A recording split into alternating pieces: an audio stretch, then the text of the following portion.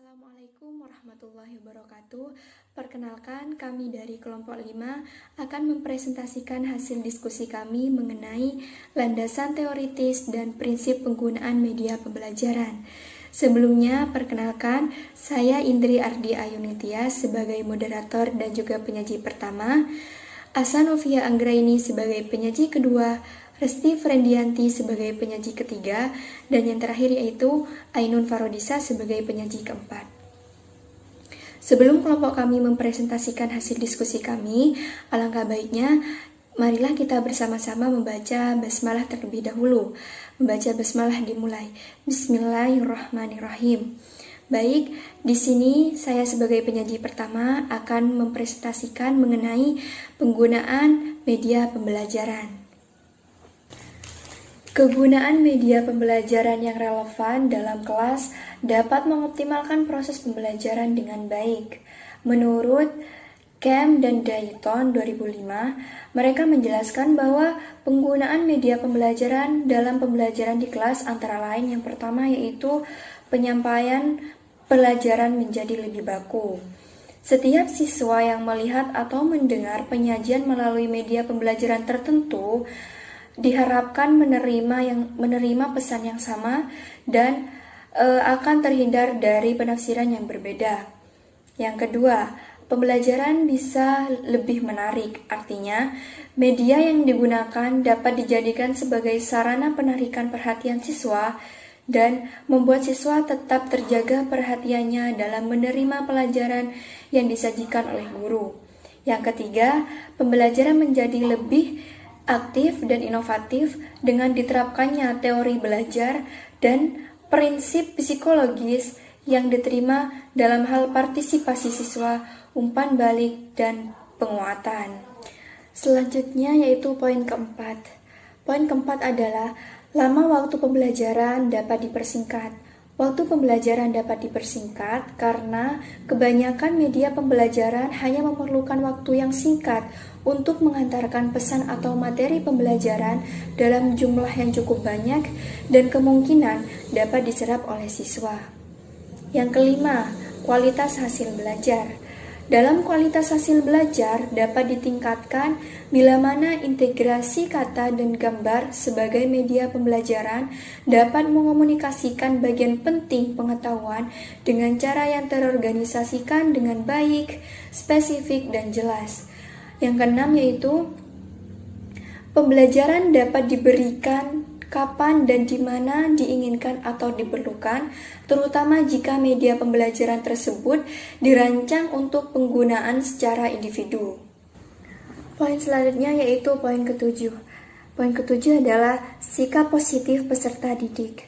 Sikap positif peserta didik terhadap apa yang mereka pelajari dan terhadap proses belajar dapat ditingkatkan. Poin terakhir yaitu poin ke-8. Peran guru dapat berubah ke arah yang lebih positif. Artinya, diharapkan peran guru dapat berubah ke arah yang lebih positif. Beban guru untuk menjelaskan pelajaran secara berulang-ulang mengenai isi pelajaran dapat dikurangi atau bahkan bisa dihilangkan, sehingga guru dapat memusatkan perhatian kepada aspek penting lain dalam proses belajar mengajar. Dari ke-8 poin penggunaan media pembelajaran, dapat disimpulkan bahwasanya media pembelajaran dapat memperjelas penyajian peran dan informasi sehingga memperlancar dan meningkatkan hasil belajar siswa, serta dapat meningkatkan dan mengarahkan perhatian anak dan menimbulkan motivasi belajar siswa. Di sini saya akan menjelaskan materi mengenai landasan penggunaan media dalam pembelajaran. Perlu diketahui bahwasanya landasan penggunaan media dalam pembelajaran ada 4. Yang pertama ada landasan teoritis, 2 ada landasan empiris, 3 ada landasan psikologis, dan yang keempat ada landasan teknologis. Yang pertama ada landasan teoritis. Landasan teoritis ini yaitu didasarkan pada pendapat para pakar ilmuwan atau menurut para ahli. Adapun menurut para ahli dari Rohani tahun 1997, beliau menyatakan bahwasanya media yang digunakan dalam pembelajaran adalah segala sesuatu yang dapat diindrakan yang berfungsi sebagai perantara sarana dan alat dalam komunikasi saat proses kegiatan belajar pembelajaran yang terjadi antara guru dengan siswa di dalam kelas maupun di luar kelas. Sedangkan menurut para ahli dari Darajat tahun 1995, beliau mendefinisikan bahwa media yang digunakan dalam pembelajaran adalah segala sesuatu benda yang dapat diindrakan, khususnya yang bisa dirasakan oleh penginderaan penglihatan dan pendengaran, yang berfungsi untuk alat bantu dalam komunikasi dan dalam interaksi antara guru dengan siswanya, baik di luar kelas maupun di dalam kelas, yang mempunyai tujuan yaitu untuk meningkatkan hasil belajar siswa dan untuk meningkatkan efektivitas hasil belajar siswa tersebut. Kemudian dapat disimpulkan bahwasannya landasan teoritis penggunaan media dalam pembelajaran adalah guru itu sebagai sumber penyampaian informasi atau sumber penyampaian pesan. Semakin banyak indera yang digunakan siswa dalam memahami apa yang telah disampaikan guru, maka semakin tinggi juga tingkat kepemahaman siswa dalam memahami materi tersebut. Baik, yang kedua ada landasan empiris. Landasan empiris yaitu berdasarkan landasan ini, penggunaan media dalam pembelajaran tidak didasarkan pada kesukaan dan kesenangan guru saja, tetapi di sini harus disesuaikan terlebih dahulu atau dicocokkan terhadap karakteristik gaya belajar siswa. Adapun terdapat karakteristik gaya belajar siswa ada 3, yaitu berdasarkan visual, auditori, dan kinestetik. Yang pertama ada karakteristik gaya belajar siswa berdasarkan visual. Di sini siswa lebih menyukai belajar menggunakan alat indera penglihatannya, yaitu di sini siswa cenderung menyukai bahasa tubuh dan ekspresi yang disampaikan guru saat menjelaskan materi tersebut. Di sini siswa lebih menyukai gaya belajar dengan memanfaatkan media-media yang dapat dilihat, yang tujuannya yaitu untuk mempermudahkan siswa dalam memahami dan mempelajari serta mendapatkan informasi dari apa yang telah disampaikan atau dijelaskan oleh guru. Di sini media yang digunakan menurut karakteristik gaya belajar visual ini yaitu seperti majalah, buku-buku bergambar, atau video yang bisa dilihat tentunya oleh siswa. Yang kedua ada karakteristik gaya belajar siswa berdasarkan auditori. Di sini siswa cenderung menyukai gaya belajar dengan memanfaatkan alat indera pendengarannya.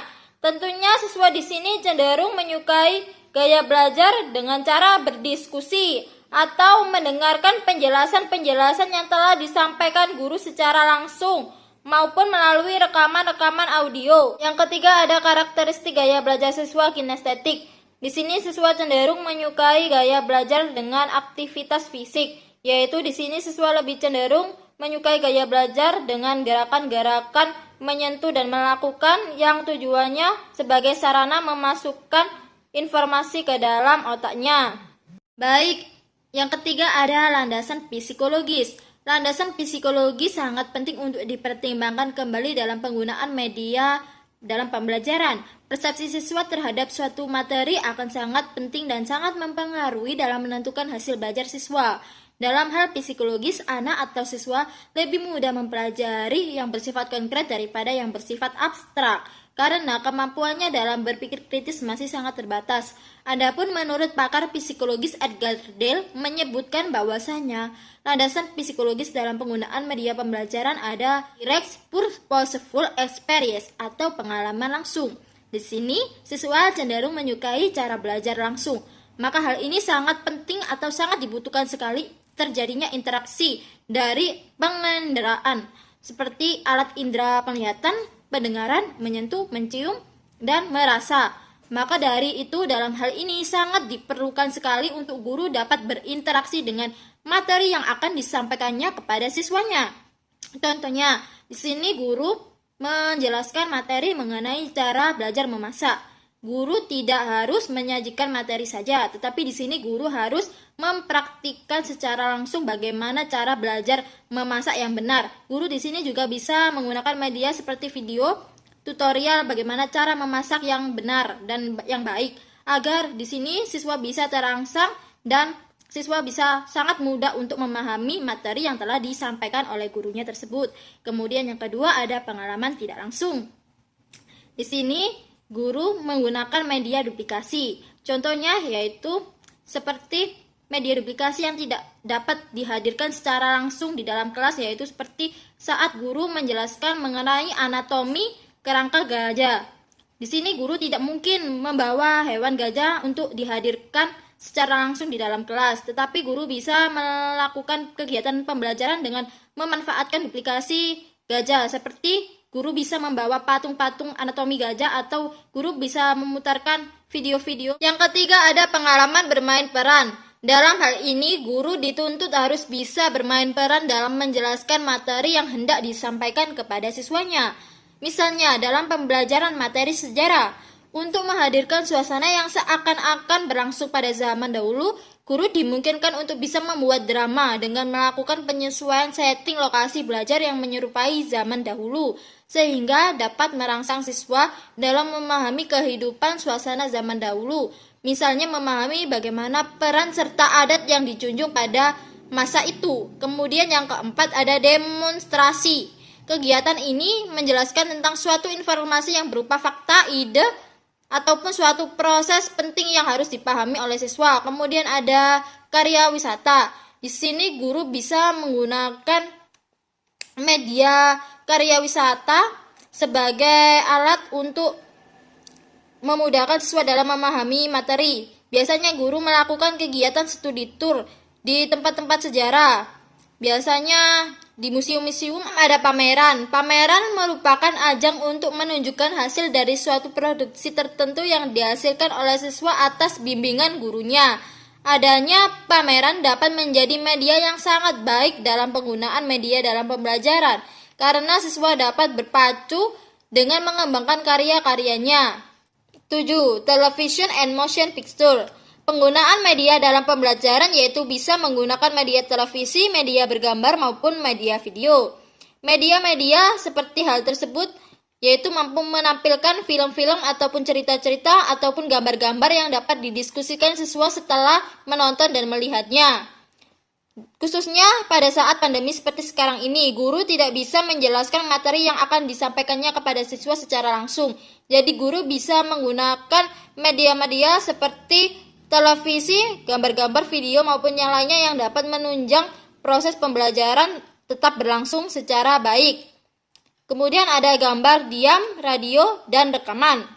Media yang digunakan dalam media pembelajaran ini yaitu radio. Radio dapat menjadi sebuah media yang sangat cocok digunakan, terutama pada siswa yang memiliki karakteristik gaya belajar yang cenderung lebih suka mendengar. 9.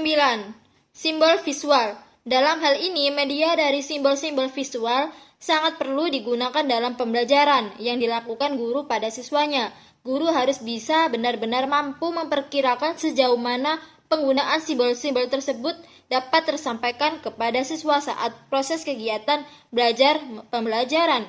Karena tidak semua tingkat pendidikan siswa mampu untuk memahami simbol-simbol yang telah disampaikan oleh guru. Kemudian yang ke-10 ada simbol verbal. Simbol verbal adalah suatu pengalaman lain yang konkret yang diklasifikasikan menjadi simbol tertentu untuk dijadikan media dalam proses pembelajaran, yang tujuannya yaitu untuk mempermudahkan siswa dalam mempelajari dan memahami materi yang telah disampaikan atau diajarkan oleh gurunya.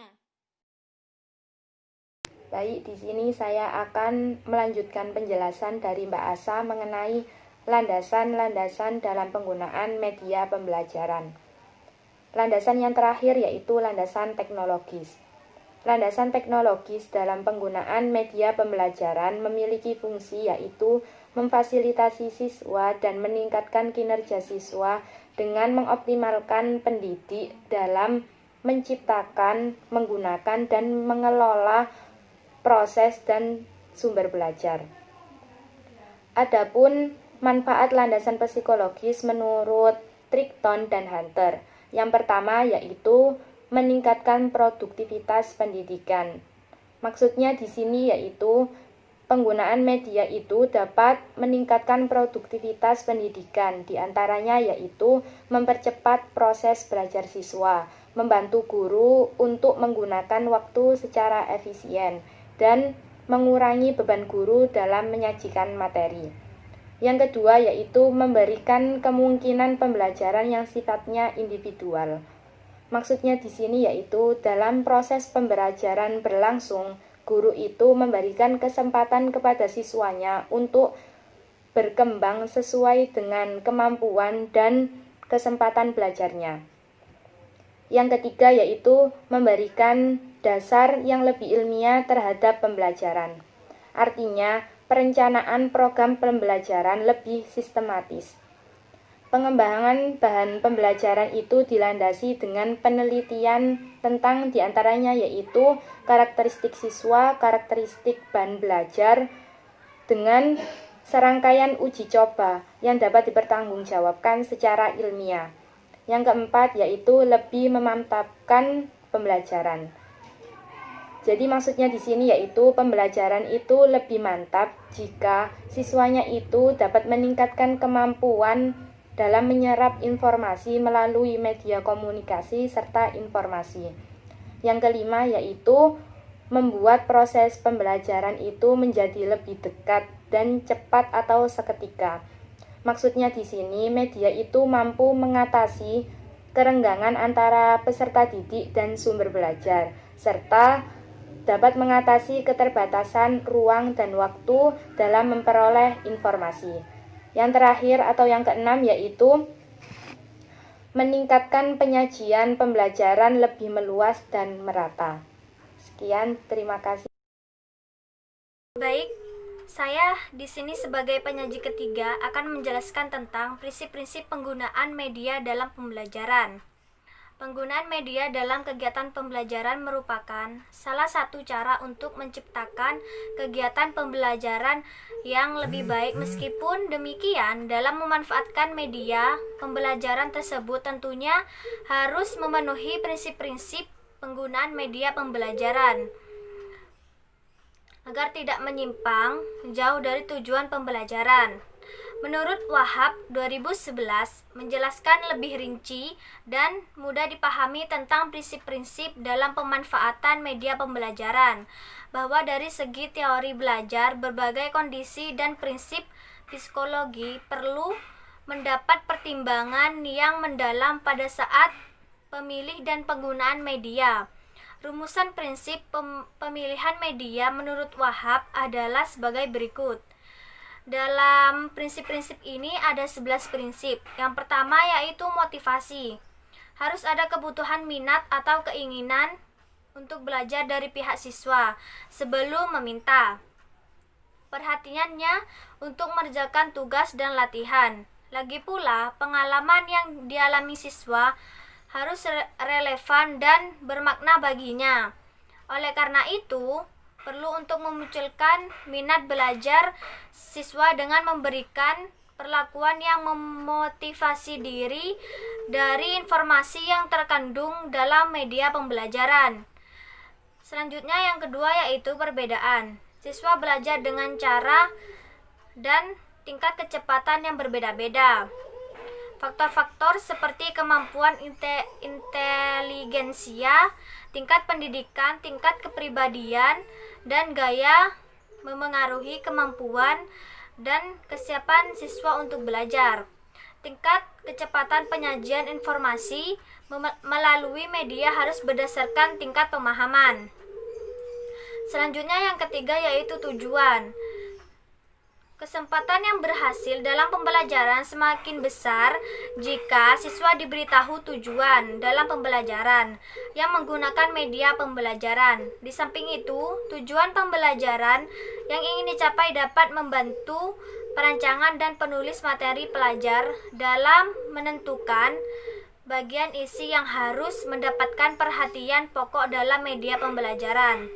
Selanjutnya yaitu keempat, organisasi. Pembelajaran akan lebih mudah jika isi dan prosedur atau keterampilan fisik yang akan dipelajari diatur dan diorganisasikan ke dalam urutan-urutan yang bermakna. Siswa akan memahami dan mengingat lebih lama materi yang akan disajikan, tetapi berdasarkan kompleks dan kesulitan tertentu atau isi materi. Yang kelima yaitu persiapan. Siswa sebaiknya telah menguasai atau paling tidak memiliki pengalaman yang diperlukan secara memadai dalam memanfaatkan perangkat yang digunakan dalam mengembangkan media pembelajaran.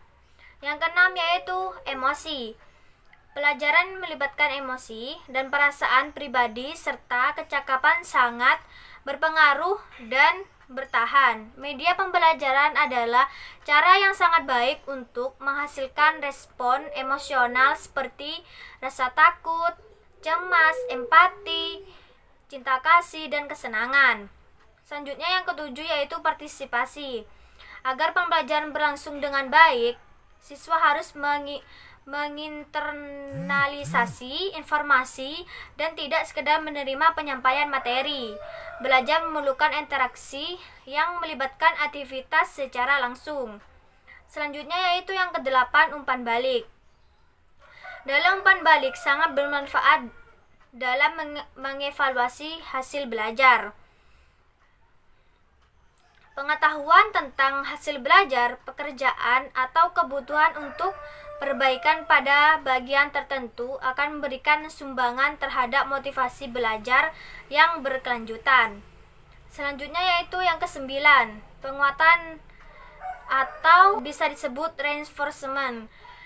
Dalam penguatan ini, apabila siswa berhasil belajar, ia harus didorong untuk terus belajar. Pembelajaran yang didorong oleh keberhasilan yang amat bermanfaat, dapat membangun kepercayaan diri dan secara positif mempengaruhi perilaku di masa-masa yang akan datang. Yang ke-10 yaitu latihan dan pengulangan. Sesuatu yang baru jarang sekali dapat dipelajari hanya dengan sekali jalan saja. Agar suatu pengetahuan dan keterampilan dapat menjadi bagian dari kompetensi atau kecakapan intelektual, seseorang haruslah pengetahuan atau keterampilan itu diulang dan dilatih agar bisa diingat kembali. Konteks dengan demikian dia dapat tinggal dalam ingatan dalam jangka waktu yang panjang. Yang terakhir yaitu yang ke-11, penerapan hasil belajar.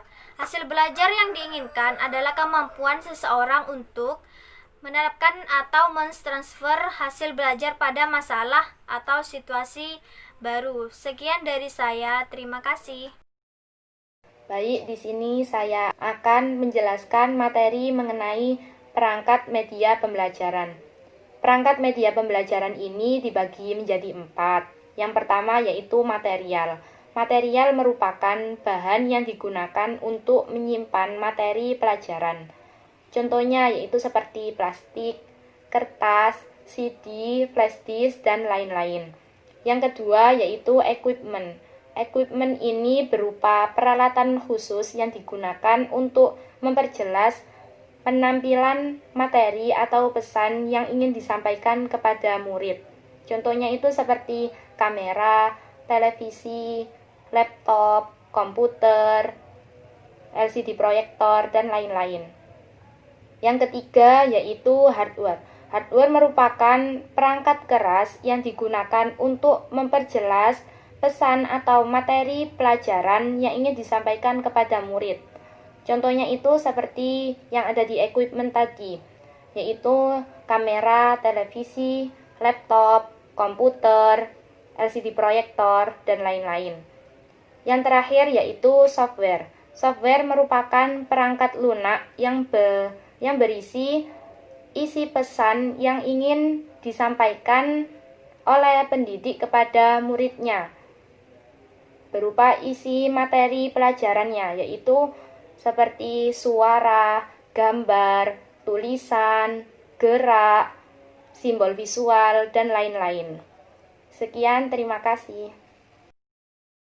Demikianlah presentasi dari kelompok 5. Mohon maaf apabila ada salah-salah kata atau perbuatan. Terima kasih. Wassalamualaikum warahmatullahi wabarakatuh.